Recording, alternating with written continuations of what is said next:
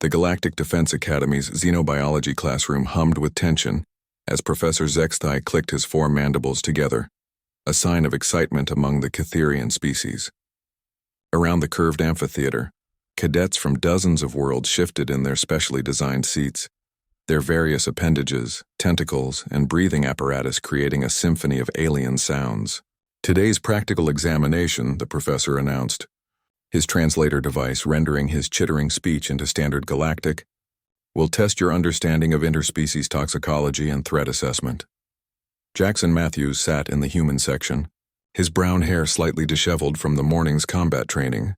Beside him, Emma Chen adjusted her academy uniform and checked her datapad, her dark eyes scanning the chemical formulas they'd studied the previous night. The scenario is simple, Professor Zexthai continued, gesturing with his three arms toward a table laden with various containers. Before you are water samples from different worlds, some safe for consumption by various species, others, not so much. You must identify which samples are safe for your respective biologies. The Vorthak twins in the front row, massive rock-like beings from a high-gravity world, rumbled their understanding.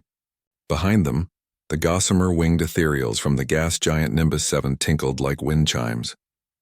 The variety of species represented the Academy's commitment to fostering cooperation among the galaxy's most promising military minds.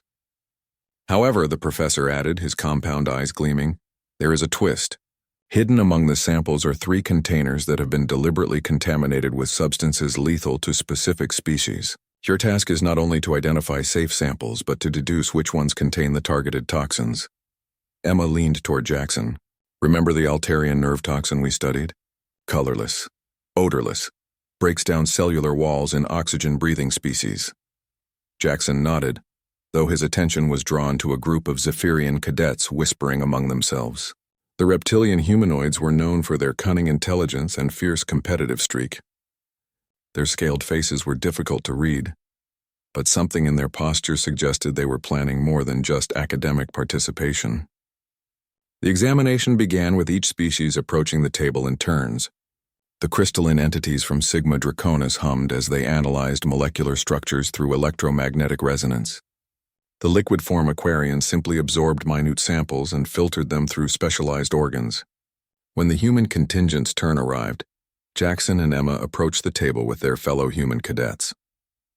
Emma immediately began using her tricorder to analyze the chemical signatures, cross-referencing them with the Academy's database of known toxins.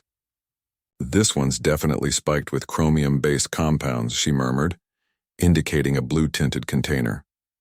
Lethal to silicon-based life forms. Jackson was examining a clear sample when he noticed the Zephyrian cadets watching him intently. Their leader, a particularly large specimen named Zexthai, had positioned himself to observe the human selections. Something about their predatory focus triggered Jackson's survival instincts, honed through years of living on humanity's frontier colonies. Emma had moved on to analyze another sample when Jackson made a decision that would later be dissected in xenopsychology classes across the galaxy. Instead of using instruments to test the water, he simply lifted the container the Zephyrians had been watching most closely and drank it down in one gulp. The classroom fell into absolute silence. Professor Zexthai's mandibles clicked rapidly, a sign of extreme agitation. The Zephyrians had gone completely rigid, their nictitating membranes sliding over their eyes in what their species expressed as pure shock. Even the usually chattering ethereals had gone quiet, their luminous wings dimming to almost nothing. Emma stared at Jackson in horror. What did you just do? Jackson wiped his mouth with the back of his hand and shrugged. Figured if they were watching this one so closely, they'd probably put something in it they thought would take out a human.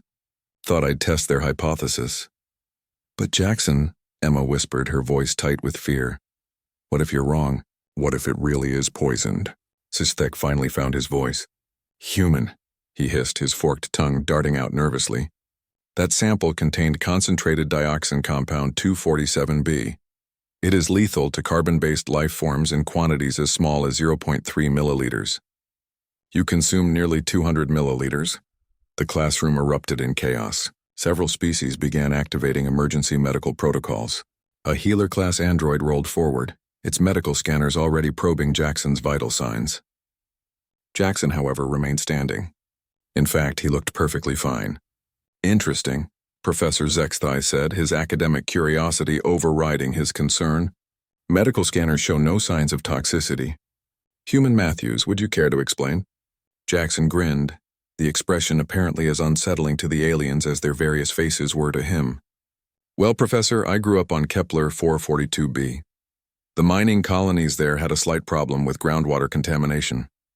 We've been drinking low-level dioxin compounds since I was 5 years old. My liver's probably processed more toxins than a Vorthak waste recycling plant. Emma began to laugh, the sound high and slightly hysterical. Jackson, you magnificent idiot. You just drank poison to make a point. Not just any point, Jackson said, his gaze sweeping across the stunned alien faces. The point that you can't kill a human with something we've been accidentally poisoning ourselves with for generations. Systhex. Scales had shifted to a pale yellow, a color indicating fear among his species. This is impossible. Our intelligence indicated that compound 247b was universally lethal to oxygen-breathing carbon-based life forms. Your intelligence, Jackson replied, still grinning, didn't account for human adaptability. We're the species that looked at a planet covered in volcanic ash and said, seems like a nice place to raise kids. We're the ones who decided that explosive decompression was an acceptable occupational hazard. You really thought a little industrial toxin would slow us down? Professor Zexthai's mandibles clicked in what Jackson had learned was the Cytherian equivalent of laughter. Class dismissed. I believe we have learned more about interspecies relations today than any textbook could teach us. As the various alien cadets filed out, many casting nervous glances at Jackson, Emma shook her head. You realize you're going to be a case study in xenobiology textbooks for decades, right? Jackson shrugged again. Better than being a cautionary tale in toxicology textbooks. The Zephyrians were the last to leave, Systhek pausing at the door. Human Jackson, he called out, his voice carrying a new note of respect. Perhaps we underestimated your species. Wouldn't be the first time, Jackson replied. Probably won't be the last. As they walked back to their dormitories, Emma couldn't help but smile. In a galaxy full of species that had evolved in perfect, controlled environments, humanity's greatest strength wasn't their technology or their tactics. It was their stubborn refusal to die when any reasonable species would have given up long ago. The next morning, enrollment applications for human-taught survival courses increased by 347%.